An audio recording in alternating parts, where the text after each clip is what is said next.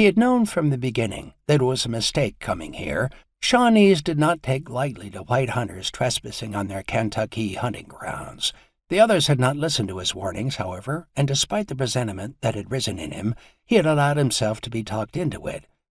They had left Kaskaskia on this hunt just 2 weeks earlier in 2 large canoes, each towing a sturdy pirogue behind for transporting their take.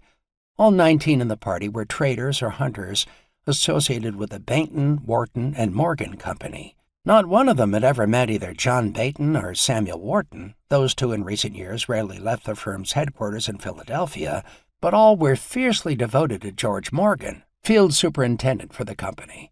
Morgan, some years ago, had become a partner in the firm, not because he had married the beautiful Molly, Bainton's daughter, but because he was a man of consummate ability in his position, a man whose diminutive size belied his toughness and sagacity, and who somehow had the knack of extracting the utmost in loyalty from his men.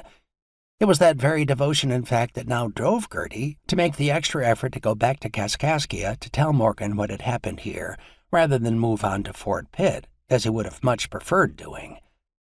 Remaining in place in the underbrush, Gertie felt a welling of mixed anger and pity for these men who had been slain. How short a time ago they had been filled with life, laughing, joking, and raising a purse among them as a prize to go to the best hunter.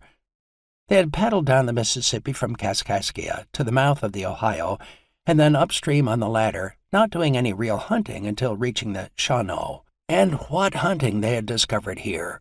They had found this secluded little bottom along the river bank and made their camp, and over the succeeding 10 days of actual hunting, they had delightedly competed and bagged nearly 100 deer and 39 bears, along with a number of wolves, a few buffalo, and 3 elk.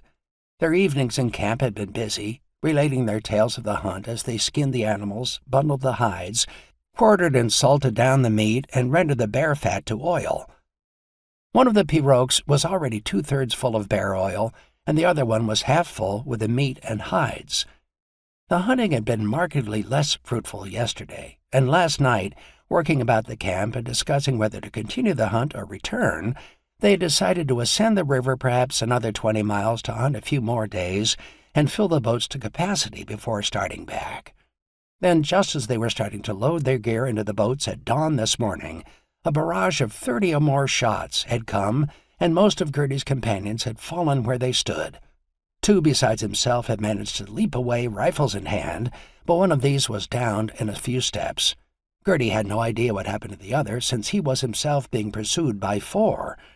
He raced away downriver through the woodlands at all the speed he could muster. 2 of the Shawnees had quickly been outdistanced, but one had followed him at an equal pace, until at last Gertie dodged behind a tree, waited a moment while swiftly checking his gun, then emerged from the other side and put a ball through the leading Shawnee's heart at close range.